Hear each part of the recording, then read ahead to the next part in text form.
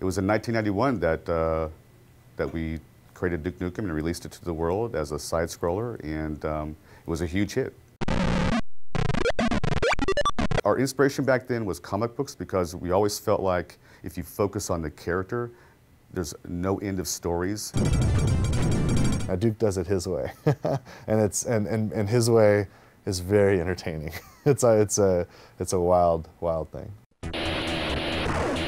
The original name for the game was actually called Heavy Metal, and the idea was to have sort of an anti-hero who was very much sort of a renegade in society and sort of, an ex-military guy who went rogue. When the original Duke got started, it was myself, Alan Blum, and another programmer, Todd Repogel. Todd Repogel and I went to school together. We grew up together in Santa Cruz. He started making side-scrollers and stuff, and while I was going to school at UCSC studying computer science, we were working on Duke Nukem 1 together.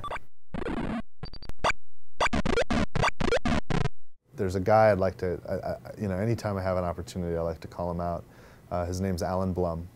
And Alan, he created Duke. He and Todd Repogel, back in 1991, 92, created the original 2D side-scrollers of Duke Nukem. And, great fun games. And he's the one guy that from the very first moment of Duke existing, all the way through till today, has been involved in the Duke projects. It's very childish, so it doesn't take itself seriously, It's, instead of trying to fit a formula or trying to do certain things, it just does stuff you want to do.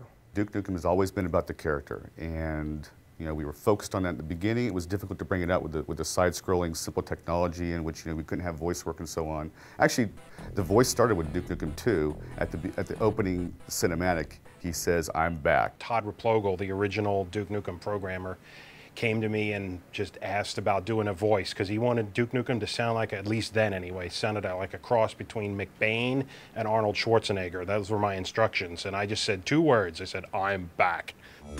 I'm back.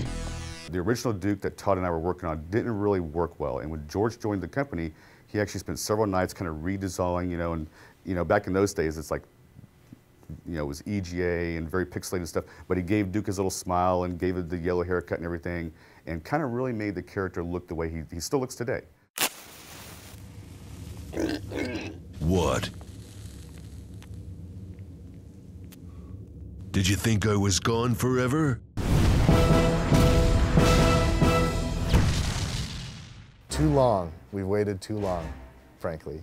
And I don't know if there's anything that could live up to the idea of 15 years of development, but this is absolutely a worthy successor and a worthy sequel to the game. I think that this is what fans have wanted to come out, and it's finally come out. I can't be more excited. If you're a Duke fan, and especially you're one of the fans that hang out on the 3D Realms forums for all that time, refusing to give up, refusing to, give in to the naysayers or whatnot, you're going to have a blast with this because it is a hell of a lot of fun.